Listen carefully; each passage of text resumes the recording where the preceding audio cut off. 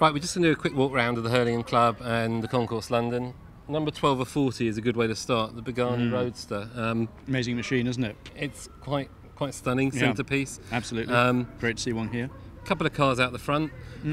This one is interesting, although I know the side doesn't like it. Yes. It's kind of a bit full on. Mansouri Rolls Royce, basically. Wouldn't like to clean it.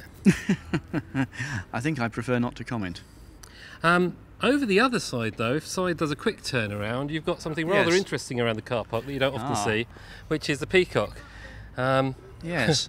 Is that the short chassis model? I think that is. It's quite colourful, and don't think it's prone to customising. No. But let's leave the ornithology and get back to the cars. Okay. Nice little Elan over here. Little Elan, lovely. The original. Lovely hard top. And then one of Chapman's finest. 1500. And then, well, I suppose from one small sporty car on this side, you've got another small sporty car on the other side, Tesla. Yes. Yes, interesting concept, isn't it? It's the future, I guess. It is, but I still can't get used to silent speed in a way. You know, cars are about sports car has to sound raughty. It has to sound sexy, doesn't it? You know, I know I joke, but you know, I did say to them, put sort of tape recorder playing cards on the spokes, you know, like you used to do on bikes, and just at least you can hear something going on. Let's go and have a look at the lawn, the older cars. Let's walk down and find out what these ladies are doing. Oh look, the owner of all the black armbands. What do they mean?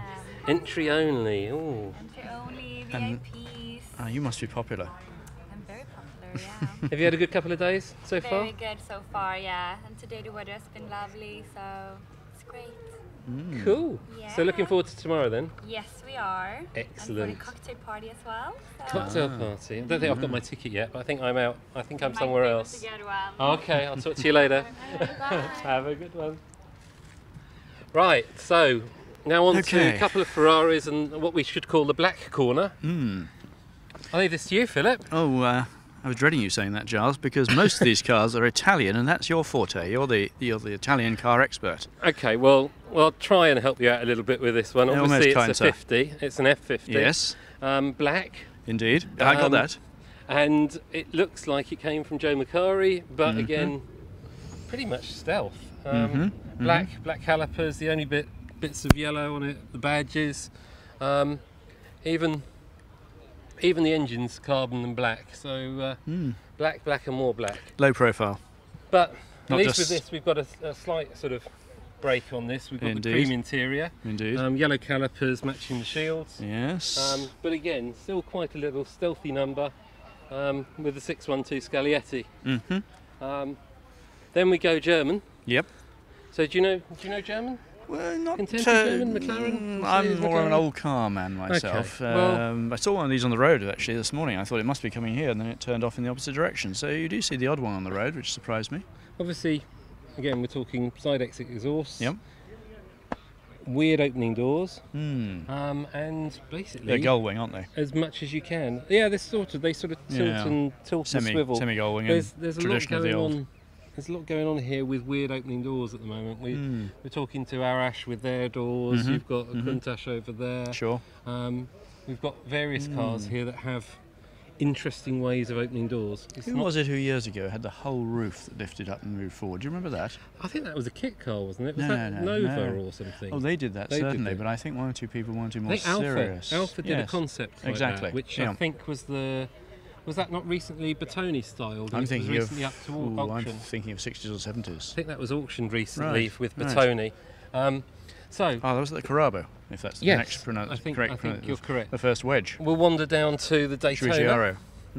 Again, we'll keep it Italian for the moment. Now I drove one of these some years ago from one of the books I did. I did a book on the modern Testarossa, and extraordinary driving position. I mean, I don't wish to be rude at such an icon, but as Roy Salvadori said to me, drives rather like a small van. In fact, he'd rather have a small van. Again, the weird thing about this is most people are used to seeing these with pop-up headlights. This again is a plexiglass front, which was quite rare in terms of this was the two different versions pop-up, which seemed to be more proliferate. This one being a plexi version, purple. right-hand drive. Yes. Makes it quite a rare beastie, I would Although imagine. the seriously rare one, of course, was the right-hand drive Spider, wasn't it? Was Yes. it 6 or 7 of those made? Yeah, indeed. Yes. Indeed. Apart from the few converted ones, the Lusso. Sticking with Pininfarina. Yes, in very terms nice. of styling, and again, the thing that always amazes me is that view across the front. Yes. When you actually get down at sort of driver level and look across the car, it's a very aggressive front, although the car itself doesn't look that aggressive. I always think of this as the sort of softer, refined version of the 250 GT short wheelbase. Yeah, The I don't racer. think you're far wrong there. I Yeah. think that's a good Another description. example. Move again. Amazing how the car looks so different. Yes. We've got a right-hand drive, a left-hand drive, a dark Yes. and a light, but again, separated at birth, sort of thing. So yeah, interesting to see that. I know you've been into this little paddock. Yes. Helicopters and Spitfires. Well, An amazingly stylish helicopter, which is the perfect accessory for any yacht, so you'll be wanting one of those, Giles. And then the fabulous Spitfire. Not actually a flying airworthy machine as yet, but it's taken 28 years, I think it was, to rebuild, and fabulous to see it here. so when people say they're pottering away in their sheds for a while, you know, it's kind of the Well, idea. those people who've taken 10 years restoring a car, that's nothing, is it, really? Now, And if you're wondering how it got here, they took the wings off and put it on a lorry, we were incidentally. talking about Alphas. This isn't the Alpha that we discussed earlier, but No. again, it's still a beautiful, It is lovely, beautiful 6C. sure. Convertible, right-hand drive, which I guess would make that quite a rarity again, because I wouldn't have thought Alpha was that big in right-hand Absolutely. drive markets in the early years. you know. Absolutely. But again, looking immaculate. Terrific. Here we go. Yes. Our I don't star know. of the show. I'm not going to say a lot about this because I don't think there is a lot you can say about it. It's just wow for me. It is fabulous. It's all this Mussolini history, Mussolini's old car. It has fabulous style, and for me, the little touches. So the touches like this, and the little what would you call them on the rear valance, the rear there's spats, sort of, little aero flying squirrels. Yes. Really, it's sort of Lovely little touch, but as well, isn't it? they're not solid. No, like, exactly. You look at this and you think that's a Exactly. solid cover, Precisely. but in fact there is a hole through each one Yes, of these yes. that goes straight through. That I don't know why it's there, but it just feels right. Curious to have spats and a wire wheel. Yeah.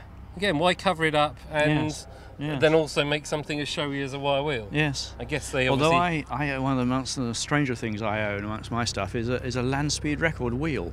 Okay. From the, I guess, 30s, and it's an enormous wire wheel, but you can't see that because it has a sort of massive ace disc on it for obvious streamlining I purposes. suppose later on became moon discs on Yeah. VWs and things like this. But, again, these three as a set, I think, are fantastic because you've got the same type of car, different eras, different manufacturers. So you've Yes. got Lancia, Alfa Romeo, and Fiat. Yes, little Dino. All sort of similar ways to crack the egg, Yes. but all yes. completely different. Sure. And quintessentially Italian. You know, my 50s, I favourite- guess, and 60s.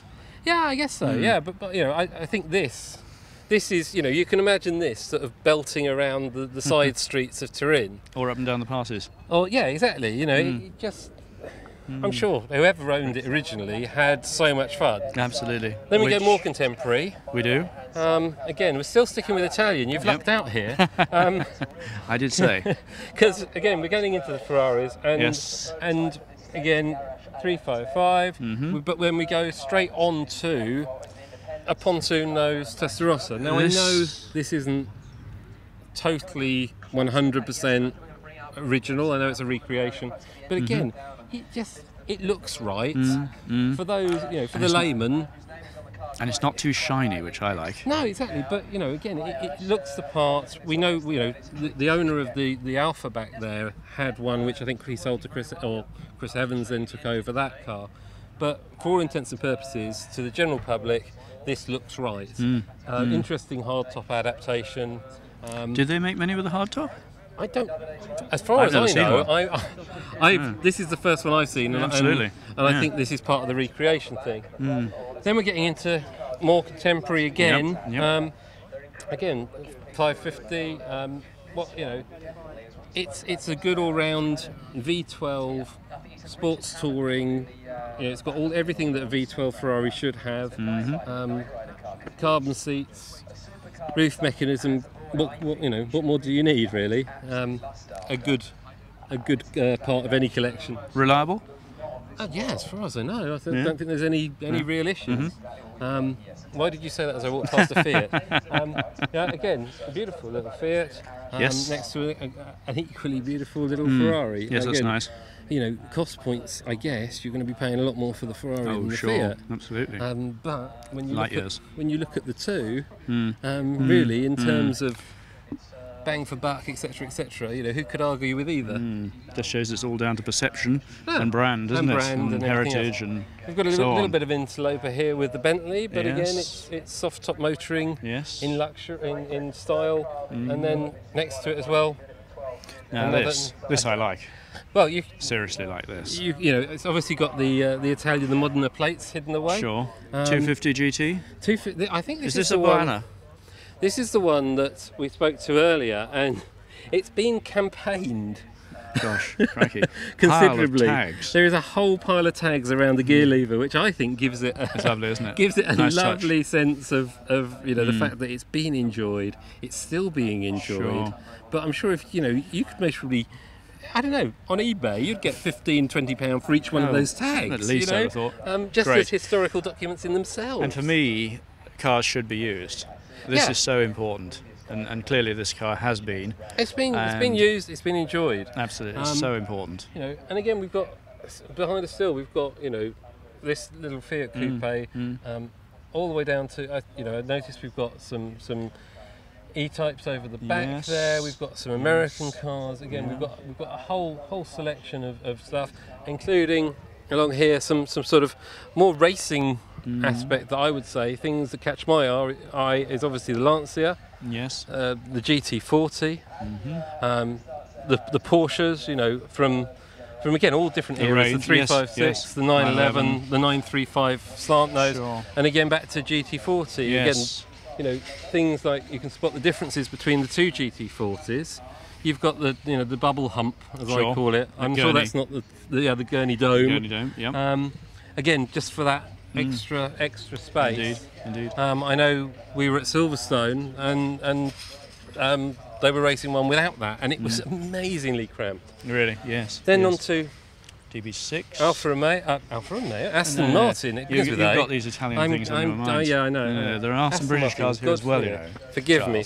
And it looks like Fiskins have brought this one along. Yes. Now these BMW. are incredibly impressive. I remember driving one some years ago. Lovely gearbox, really flexible engine. Considering when this first appeared on the scene, pre-war, wasn't it? Very impressive indeed. Something you'll be able to sort of verify is, wasn't it Sterling used to campaign his father's in his first races, really? This was not actually races. Sort of cut his teeth, really. Sure, it was his first competitive events. They weren't actually races, to be absolutely precise. So hill climbs, hill climbs, that sort of thing, a driving test or whatever. But in '48, from memory, I think it was, or was it 47? But certainly it was the first car he drove competitively. Yeah. So again, fantastic to see it, and amazing how that continues. They're very impressive cars. Then on to what, again, many consider to be the first supercar. Well, indeed, fabulous piece of sculpture, but sadly, I'm told by people who've owned them in the past, desperately impractical. Well, again, we know a couple of owners of these now, and they are, as you say, renowned to be quite badly or poor to drive. But the thing that I didn't realise until I tried to help someone reverse one is, look, there's no mirrors. Yeah. So you're standing here and going, come back, and they're looking at you going, I can't see a thing. They're looking through this Venetian blind of a louver on the back. Yes. And also you're going, come back. You've got to be down here, like, literally on your knees. Or shout. To be able to get someone to reverse. And that's if they can sort of figure out the clutch and everything else, So, yeah, a beautiful exercise in styling, a stunning car. Absolutely. But, like all these things, not necessarily faultless. No. Shame. Now, Lovely again, idea. we're then on to the three-wheel brigade. Yes. Modern and old. Yeah, Morgan relaunching this soon. Exciting. Yeah, great fun, isn't it? Taking orders very soon. Yes, and absolutely. then we've got everything from the Moto Guzzi over there, and again these couple, which we saw earlier, again air cooled. Yep. We saw earlier on them going up to the presentation, and because they're air cooled, they couldn't even run them in the queue, because as soon as they sit in a queue, they overheat. Yep. But easy to push, I guess, because they're very lightweight. But Good. lots of fun. Very easy to move around the workshop. Yeah, so You should always collect light and easy cars like Austin 7s and three-wheeler Morgans and such like. yeah, and the BSAs. Pembleton, the Pembleton Grasshopper. So Yes. I'd never heard of it until today. I always think of Morgan and BSA. Then, again, talking about earlier on, we were saying about the recreations. I'm told again this is a recreation, but it's a lovely looking car. It is. It is. It's got all the right bits and bobs on Yes. it. It's to me, it's a Yes. it's a tribute to the mark. Another iconic car. When you and think of then- the history. Again, I saw this at the weekend at the Bizzarini. Silverstone, the Bizzarini. Yes. It's again just Built a stunning car. by the breakaway crowd when they all walked out at Ferrari. Well, yeah, because it was the guys behind the 250 GTO. Yes. There was a Exactly. band of 5 or 6. Yes. Including Bizzarini. Exactly. Bizzarini then went and Bizzarini was actually commissioned by Ferruccio Lamborghini to design the engine for his Grand Tourer. Yeah. Bizzarini's mind was obviously more focused on race cars and Sure. high revving beasties. Did this, I think, in the interim. Most probably did a few more. I don't really know a lot about Bizzarini as a mark, but I do know that when he delivered the engine to Ferruccio Lamborghini, it was a high revving beastie of an engine, and Ferruccio basically lost his rag and said that wasn't what I wanted you to make. I wanted you to make a lazy engine that could have the performance but Plenty not of be a torque. high revving engine. And then Iso Griffo. again, American V8 in a Italian concept. in a very shocking yellow. Yes. Again, ISO. It's one of the ones I don't know a lot about. So you tell me. Ooh, I can't tell you much about them apart from what I've already said. Really, American engine.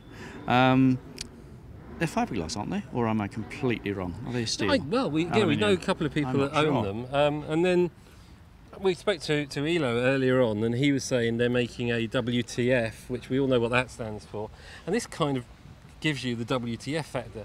Countach means WTF in Italian. It was basically an expletive to say, "Wow, what is that?" Yeah. And they saw this. So it wasn't another wind then. No, not at all. That's Because that's what they used to, Huayra isn't it? and things like Yeah, that. But yeah. no, this was literally an expletive to say, Right. "Wow, whatever. She's a doozy." To bring it back to car talk. But yeah, again, imagine seeing this Yeah. fresh off the line as a Yes. design. An amazing car. Isn't that true really of any car that's so advanced though? It must have been just staggering when you think back and you think of something like the XK120 in 1948, the E-Type in 1961 and this. These are just Cars that just make a extraordinary. leap, Absolutely. rather than just a progression. crowds gather. Yeah, Yes. and again, you imagine this going through some of the little lanes in Turin or Milan or Bologna, wherever. I'm sure it was a crazy time, It's all fun again, isn't it? What Yeah. fun they must have had. Maybe head into the main building now. Yep. Well, we're now inside the Hurlingham Club, and let's have a look and see what we've got in here. Yeah, I know we've got the main walk-through now, but Yep. I think at the end we've got a couple of McLarens. We and the have, like. yes. Let's see what else we can find. And there's the odd GT40 and a single-seater.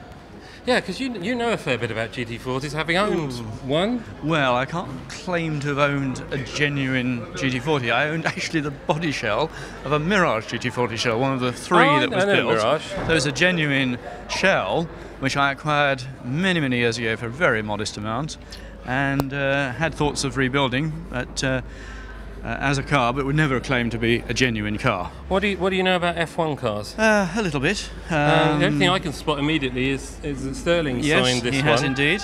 And I presume it's for Linley Swan GP, looking at their cards. But yeah, signed by all and sundry, it seems. Could that be Mike Gascoigne there? Yeah, there's a Just there. few names scribbled, but like all these Yes, things, everyone. most of them. I can see Eddie Oh Jordan's yes, up that's here. an easier one. And John somebody. presumably this is going to go to a charitable fund or whatever. Would that be good? Jodie Scheckter? Jodie Scheckter Quite there, possibly? possibly. Yes.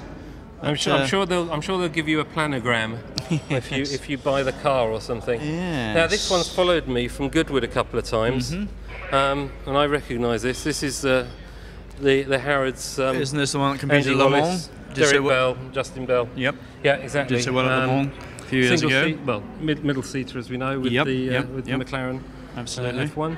And that was a great concept, really, wasn't it? Because that was a road car that actually competed and was successful at Le Mans. I mean, that's a thing of the past. You know, it used to happen in the old days, in the 50s and 60s, maybe, certainly pre-war, but not in this era. No, exactly. Well, there's another one here with the Warsteiner colours on it. Rather more full race. Full race, but you know, again. It's, it's basically the same car. The cars are pretty brutal, as we know, even in road form. Yes. You know, there used to be the take them back in, plug them into the computer when you got home. I know I saw Rowan Atkinson's car, and he had a full diagnostic kit. You plugged it into a modem, and it sent everything back to the factory. And they said, "What are you doing with this?" And it did this and whatever. I see JJ Lato piloted this one. Yes. And Steve Soper. Yeah. Who was at Silverstone the other day. Yes. Over the other side, though, we've got Alan Mann's GT40. Yes. And again... in the traditional Alan Mann colours, which they also raced the saloon cars and everything, didn't they? Well, they've got Lotus Cortinas and they're like all in this colour, haven't they? Absolutely. So, again, interesting Mustangs, to see I think, this. as well. Yeah, and the big old... I don't know, do they do the Ford Falcons, the big old beasts, the big engine things? Don't recall, for sure. They always look a bit leery to me. There's nothing like a GT40. Let's see what's over the other side. Another GT40. Let's see another GT40. Now this is a one with the air scoops on the back, etc., making it look even more serious racing car. Would that make it later, or would that just be a racing derivative? I think that's a later serious one. Let's think. Oh, these are Mark IIs, aren't they? Started off with the Mark I. Mark II obviously came along. Mark III was the road car, and Mark IV was a rather different shape entirely. But more like they've got serious air intakes here. Is this a 7-litre?